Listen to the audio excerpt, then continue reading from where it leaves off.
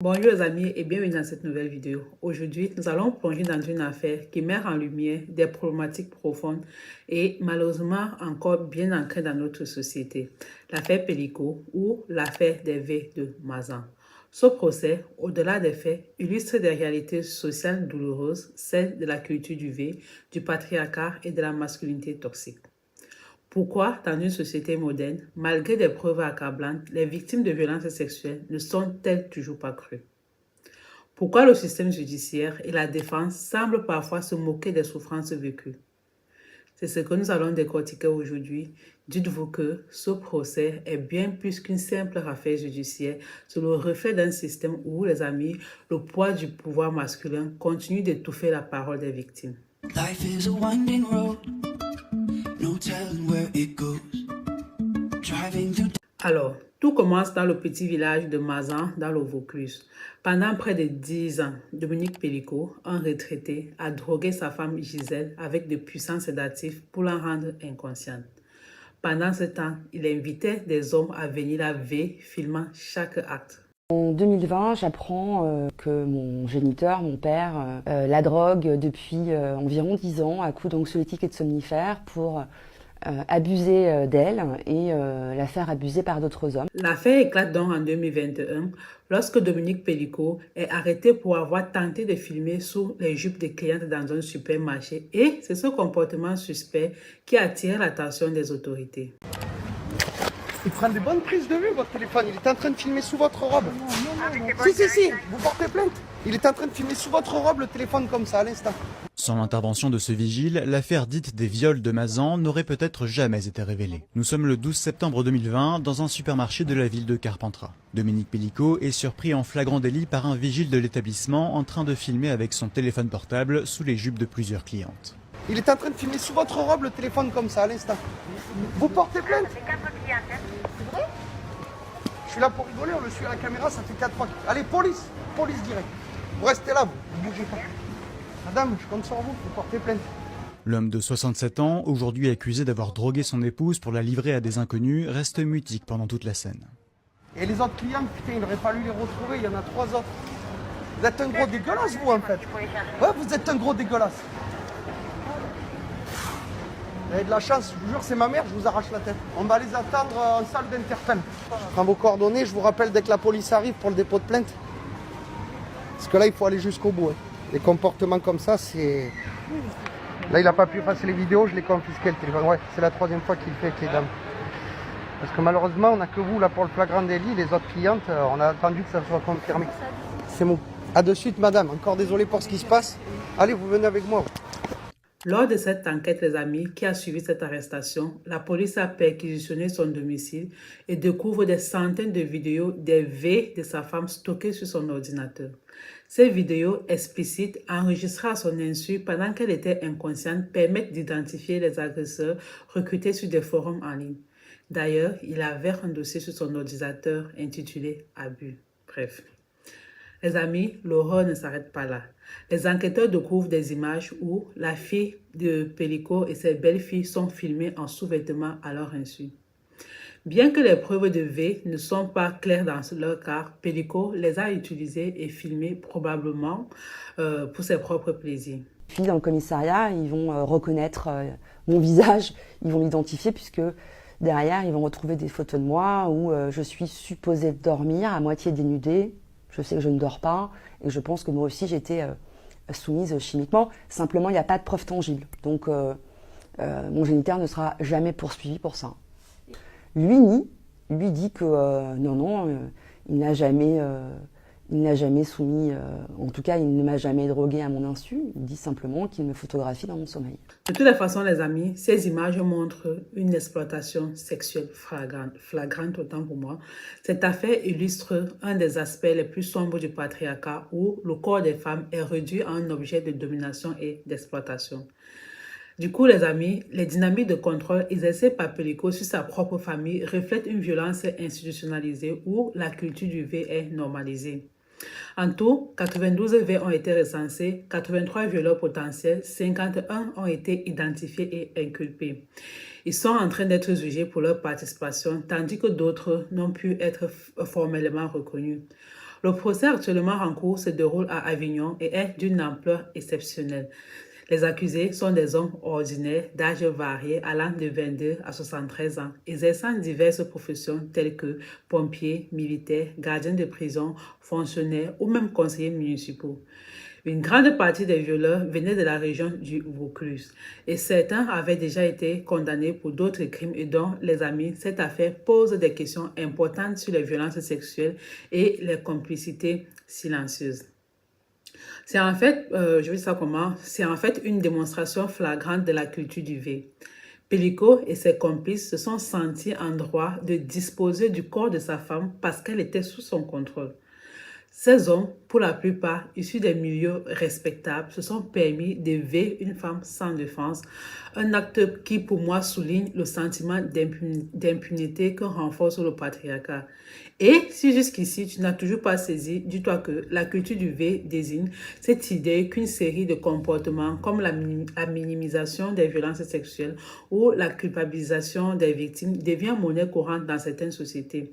Ici, par exemple, ce ne sont pas seulement des actes individuels, mais je veux savoir un système de domination où la violence sexuelle est acceptée en silence. Pour moi, dans ma tête, non. Je sais pas combien de viols. C'est lui qui m'a donné son adresse. C'est lui qui est venu me chercher sur le parking. C'est lui qui vous dit de venir, mais c'est vous qui l'a touché sans son consentement. Sans son consentement, oui. Oui, sans son consentement, oui. Et donc, qu'est-ce que c'est quand on touche quelqu'un sans son consentement? Eh ben, oui, c'est viol. On en reviendra toujours. Ne me ferez pas dire ce que j'ai pas envie de dire. C'est oui, c'est un viol. Mais dans moi, j'en ai pas violé. Toujours aujourd'hui. Toujours aujourd'hui. J'ai été un violeur. Est-ce que vous dites ça aujourd'hui?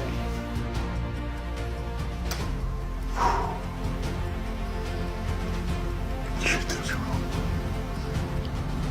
Je n'allais pas pour ça. Pourquoi je dirais que j'ai pas eu le consentement. Je sais donc oui. Mais excusez-moi, j'arrive pas à dire le mot. Donc vous avez la... Elle ronfle. Elle a des ronflements. Et lui, il lui tient la tête. Il me dit pour la fellation, je fais ce qu'il me dit. Je fais ce qu'il me dit. En analysant les vidéos tournées dans la chambre cette nuit-là, les policiers notent que la victime manque de s'étouffer. Mais ça n'arrête pas Jean. Il se passe l'acte sexuel. Pas de réaction. Je regarde son visage. Je trouve ça un peu bizarre de pas de réaction, mais... Vous sentez que quelque chose ne va pas? Pourquoi vous ne partez pas? Je vous dis, ça s'est tellement emmêlé, non, je sais plus. Il est là, donc c'est que c'est ok. On se pose pas la question, comment je pourrais vous dire, mais tu n'as pas eu le consentement de la femme. Alors, droguée donc à son insu pendant des années, elle n'a découvert les horreurs qu'elle subissait qu'au moment de l'enquête. Donc, imaginez-vous un peu les amis. Les impacts psychologiques et physiques sur la victime sont immenses. Gisèle Pellico a souffert de graves traumatismes, découvrant a posteriori les actes dont elle a été victime.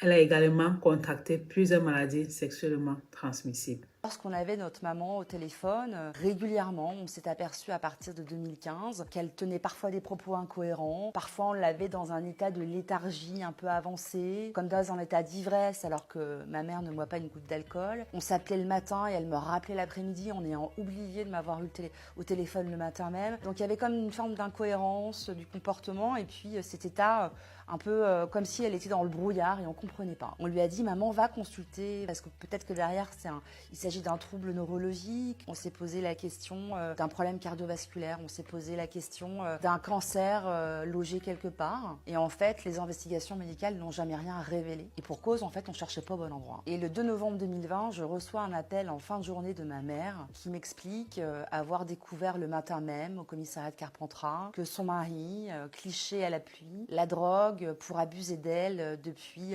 environ 10 ans et aussi pour la faire abuser par des hommes. On doit lui montrer des extraits issus des vidéos qu'il prenait durant les actes. On va lui montrer 5 clichés d'elle avec un homme différent à chaque fois et c'est son monde qui s'écroule. On retrouve notre maman au commissariat de Carpentras et là on va demander à voir l'officier de police qui est en charge de l'affaire. On apprend des choses les plus sordides les unes que les autres, quoi. On vit un cauchemar réveillé. Alors, aujourd'hui, les amis, 51 hommes comparaissent pour ces crimes odieux. Un procès hors norme en raison du nombre d'accusés et la complexité du dossier. La justice fait face à un défi colossal avec de nombreux accusés dont certains occupent des fonctions, comme je l'ai dit, plus au public respecté. Du coup, les tensions pendant le procès se font déjà ressentir, on va dire ça comme ça, notamment avec certains avocats de la défense qui, dans leur plaidoyer, ont tenu des propos jugés déplacés, voire sexistes, en tentant de discréditer la victime. Il y a viol et viol à partir du moment où effectivement il y a une intention coupable, à partir du moment où on arrive à rapporter la preuve du fait que la personne qui a commis les actes de viol avait conscience de commettre des actes de viol, il y a viol. Sinon, il n'y a pas viol. Et c'est ce que l'on dit depuis le début pour l'ensemble de nos clients. Et on n'est pas les seuls à le dire. Est-ce que le manque de consentement balaye pas tout ça? Alors le manque de consentement, on n'est pas en droit américain. C'est-à-dire qu'en France, il ne faut pas avoir recueilli le consentement de la victime pour faire en sorte nécessairement qu'il n'y ait pas de viol. Il faut, pour qu'il y ait viol, que la démonstration soit faite de l'intention coupable de l'auteur.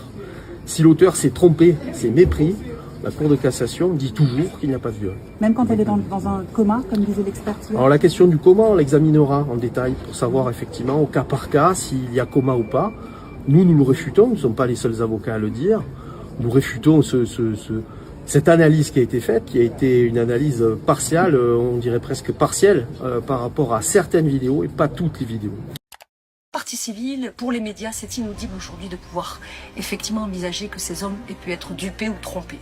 Finalement, quand, après coup, tout le monde leur dit « mais enfin, vous auriez dû, systématiquement, on les rappelle ». Mais j'aimerais qu'on se replace dans la situation dans laquelle ils décrivent, à savoir effectivement un contexte très particulier avec M. Pellico qui est extrêmement présent, extrêmement directif, et avec l'idée selon laquelle M. Pellico n'aurait jamais fait violer son épouse. Certains messages retrouvés dans le téléphone de Dominique Pellico attestent qu'il parlait sans ambiguïté aux hommes qu'il faisait venir chez lui. On reste en contact. T'es comme moi, t'aimes le mode viol. On est plusieurs couples à violer nos salopes. Il y en a quand même pas beaucoup qui regardent leur pompe. Il y en a quand même pas beaucoup qui blêmissent et qui semblent avoir honte. Hier particulièrement, chacun se présentait à la barre, j'ai presque envie de vous dire assez tranquillement, la tête haute.